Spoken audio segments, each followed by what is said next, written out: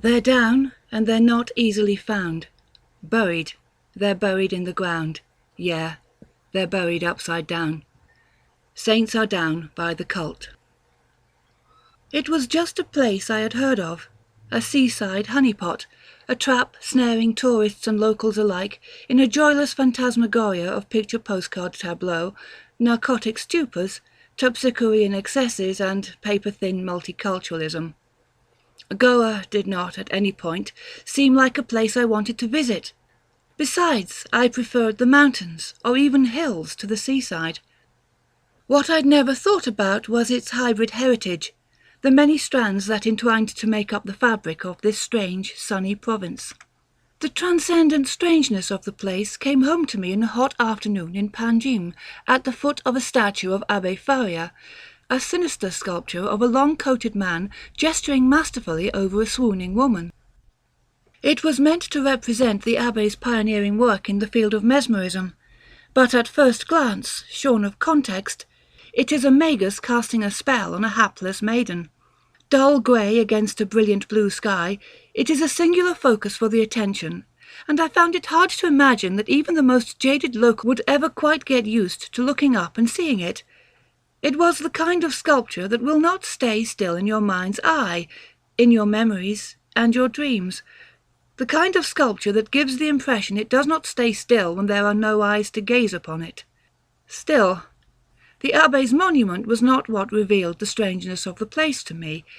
It was only the setting, a baseline to underpin the horn flourish to come. I was sitting on the bench by the pedestal, gazing out at the gambling boats on the Mandovi River, thinking about that novel by Tim Powers, where a group of unlikely initiates gamble to decide the identity of the next Fisher King, a European Christian legend with possible pagan roots, transplanted to a new world that was already ancient when the first Europeans set foot on it. My wife, Nadira, was somewhere in the market streets behind me, shopping with Pallavi, the friend whose wedding she'd insisted we simply could not miss. As I've mentioned, I had no particular affinity for Goa, but staying in a safely middle-class house in a prosaic part of Panjim city seemed harmless enough.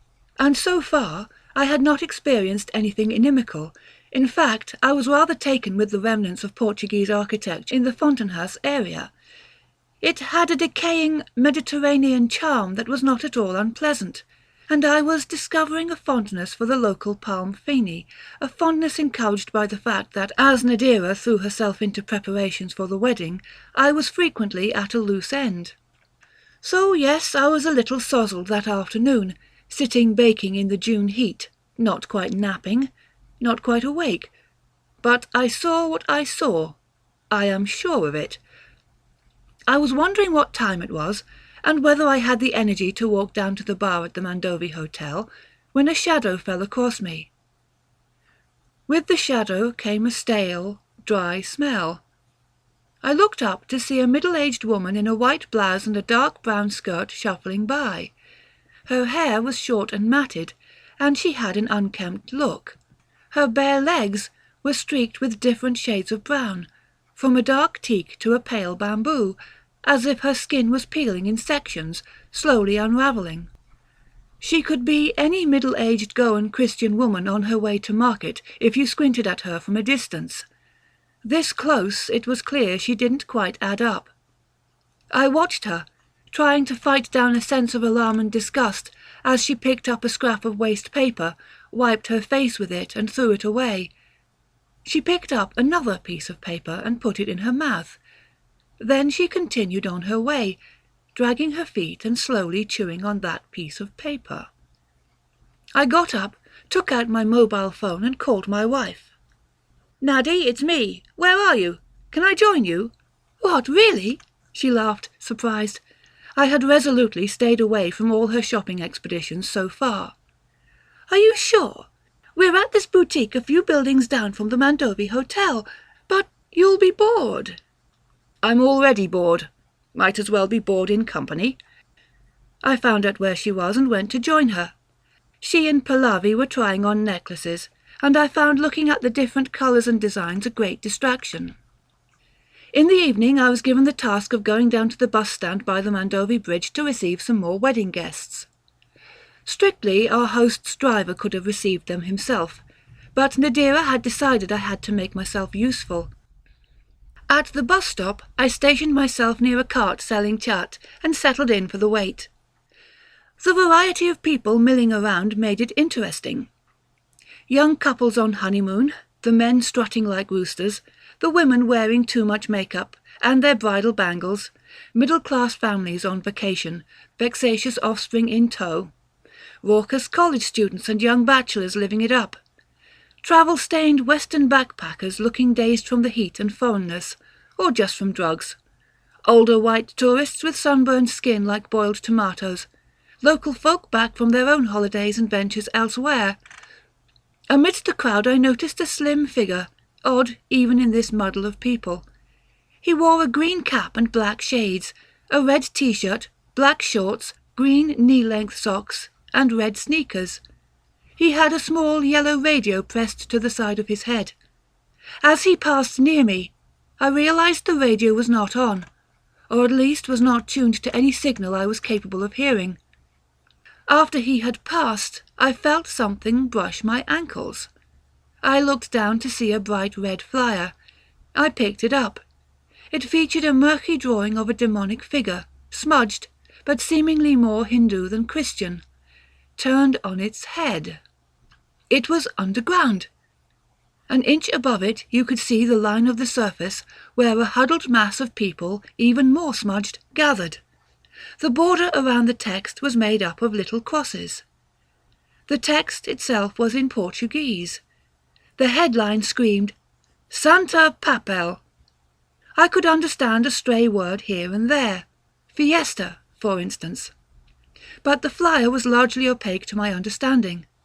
Shrugging, I put it away in a side pocket of my cargo shorts, and resumed my idle scanning of the ground. In a while the wedding guests arrived, and like the ancient mariner, I seized upon them and would not take no for an answer.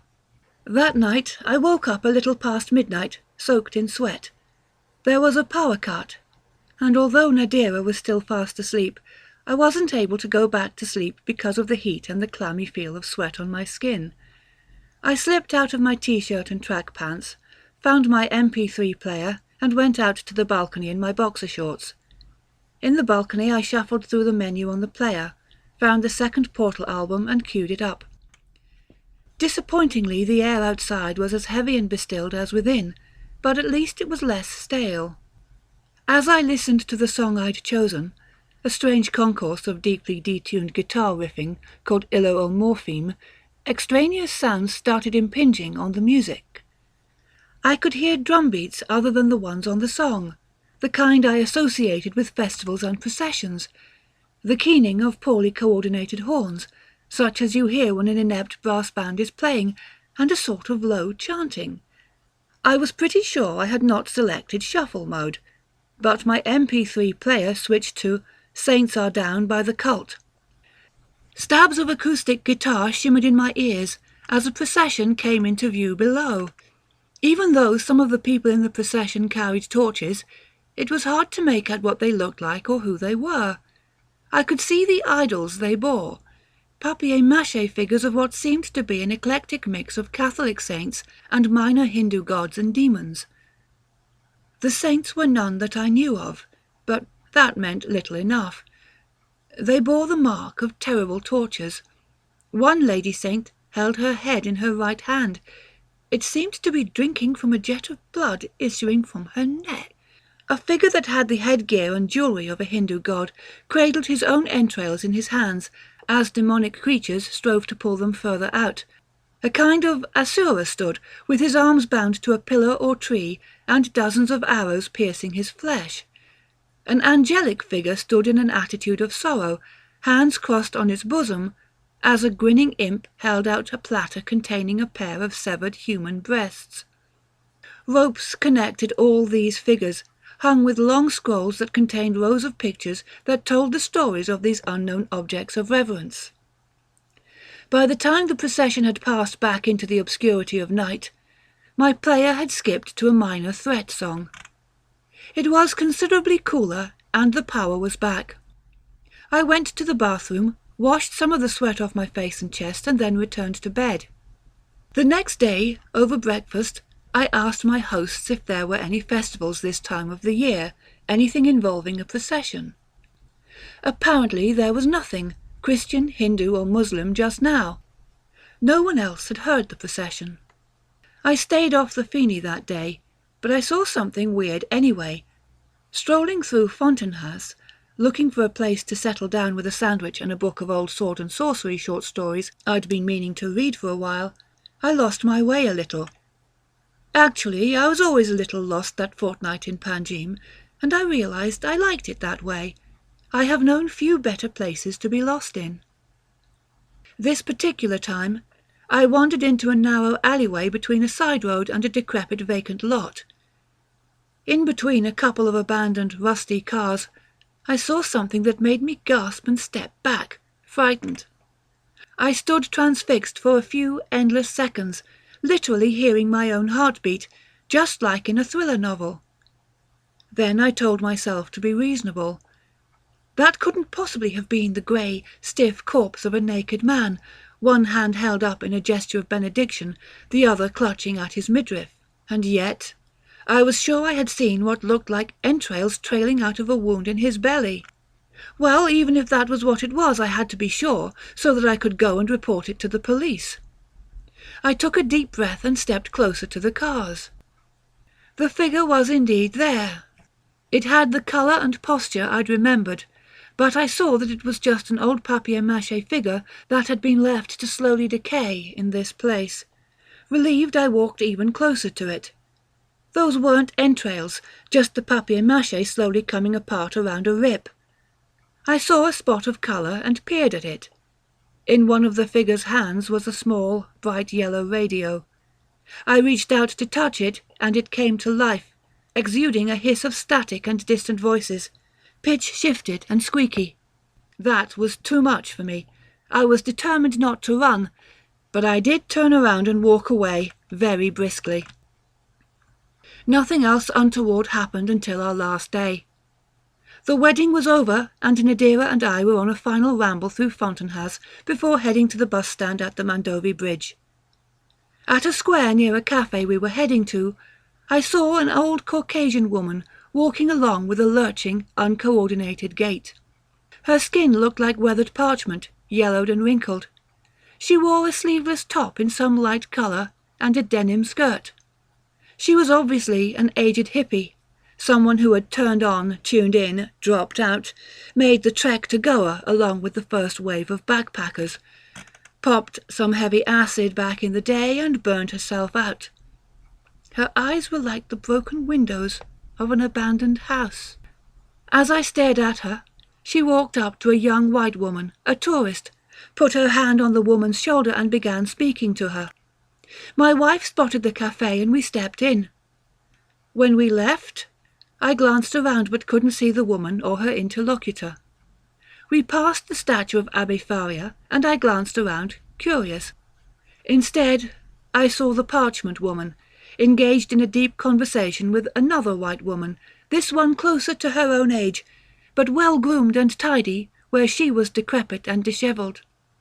"Eternal life," she was saying. "Life eternal. It's all on paper." I shuddered, took my wife's arm and walked on. A couple of hours later we boarded the bus back to Bangalore. I've been back to Panjim a few times since, and I've seen strange things and people there each time, but nothing so odd as that first set of encounters.